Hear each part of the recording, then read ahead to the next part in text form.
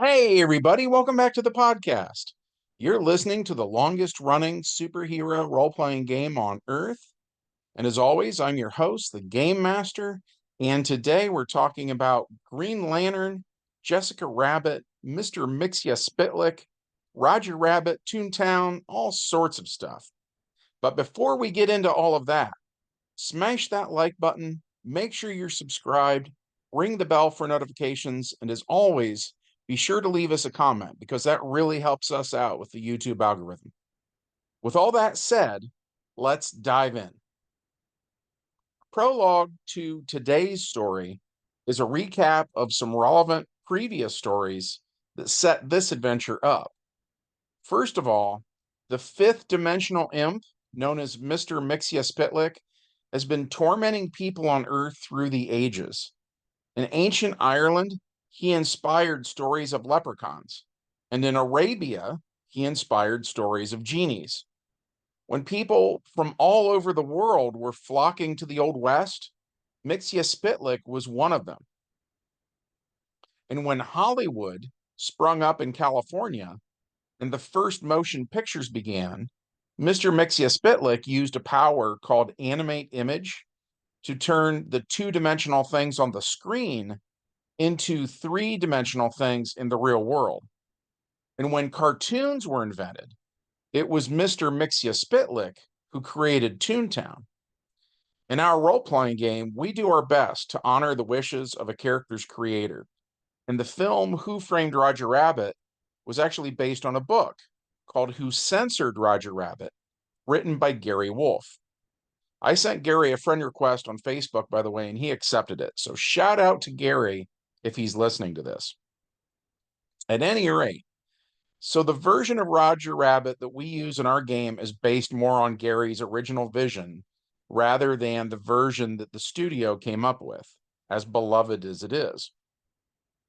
And just like in the book, our Roger was a down and out toon who wasn't funny, wasn't famous, and nobody loved him until he got a bit part in a movie about Aladdin's magic lamp.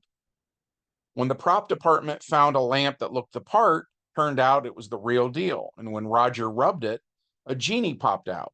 Sort of. Like we said earlier, the whole genie thing was based on Mixia Spitlick. So it was actually Mixia Spitlick in our world who appeared and offered to grant Roger's wishes. So Roger wishes he was funny, and Mixia Spitlick makes it so. Roger wishes for fame, and because he's so funny now, he becomes an overnight sensation. And finally, the darkest wish of all, exactly as it was in the book, Roger wishes that Jessica belonged to him, no matter how she feels about it. So Mixia Spitlick grants that wish too. Roger gets everything he wished for, but a grinning Mixia Spitlick warns Roger to be careful for what's coming. Which brings us to the main plot of this notorious and ill-fated game session.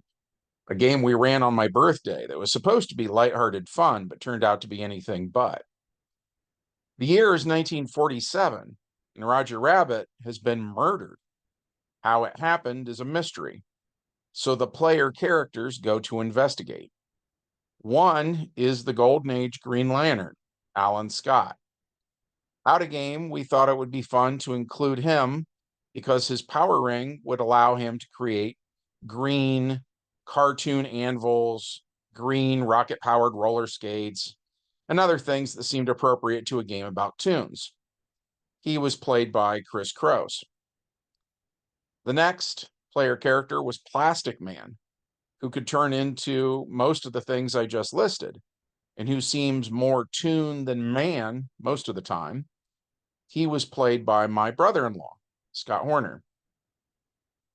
Next was Johnny Thunder with his Thunderbolt, which is a second fifth dimensional imp, just like Mixia Spitlick. So he also seemed appropriate. He was played by Mike Biglin. Then there was Hoppy the Marvel Bunny, who in our world is an actual toon, There are quite a few Toons in DC and Marvel, like Captain Carrot and Spider-Ham.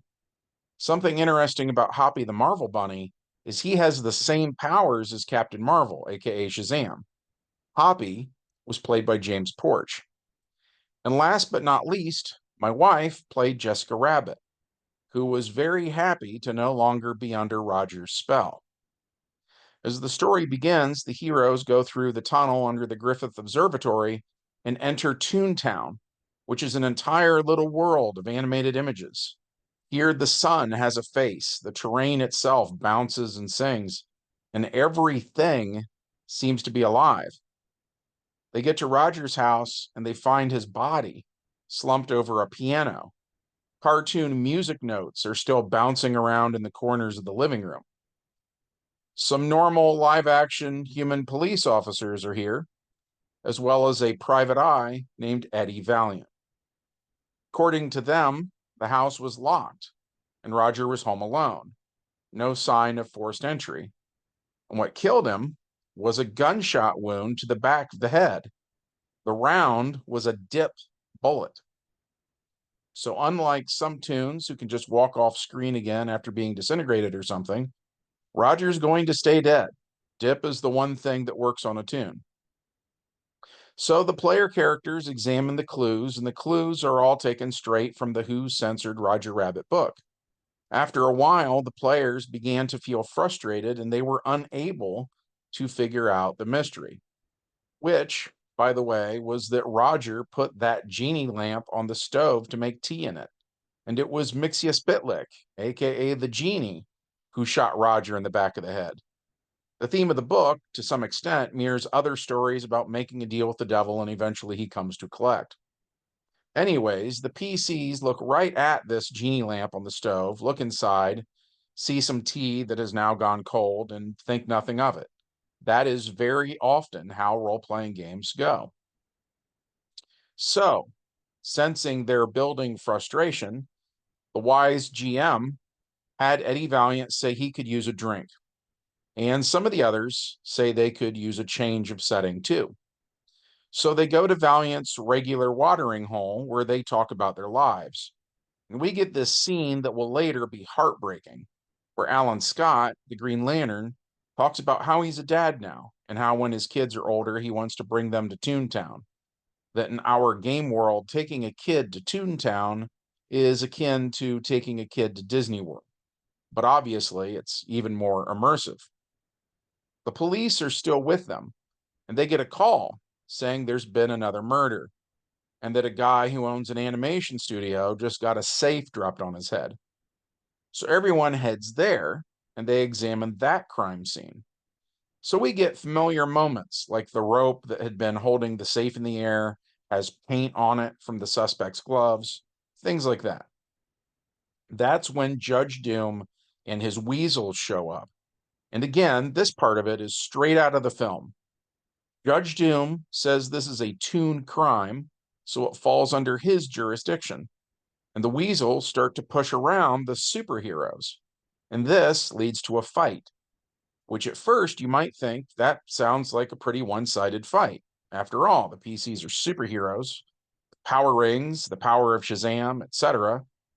But we imported some rules from an RPG called Toon for how a Toon would actually function in combat. And one rule is that if you kill a Toon, that character is just in timeout for a little bit, a la Tom and Jerry. So you can cut them, stab them, burn them, whatever, and they'll just look burnt or whatever the problem was, then step, quote unquote, off screen. And when they come back after a few minutes, they're fine. So while in the short term, the supers can beat a Toon, the Toons keep coming back for more, and the supers can't do that. So our live action heroes are so slowly hemorrhaging hit points. And that's when it happens. One of the weasels has a wooden baseball bat and he hits Alan Scott over the head with it as hard as he can. Unfortunately, Alan Scott, my favorite Green Lantern of all time, has a weakness to wooden weapons. So he doesn't get any of the bonuses for having a force field or anything like that. And even though it's this stupid, goofy Toon that's hitting him, the force with which the bat is swung is less like something from Saturday Morning and more like Negan from The Walking Dead. The damage to Alan Scott is gory and grotesque. And like I said, this game was supposed to be a fun birthday party. And as it just so happens, everybody there liked Alan Scott, both in and out of game. So now all of the heroes are out for blood. Earlier, Judge Doom had opened the back of the vehicle the weasels arrived in, and he placed a small cartoon shoe into a vat of chemicals called dip.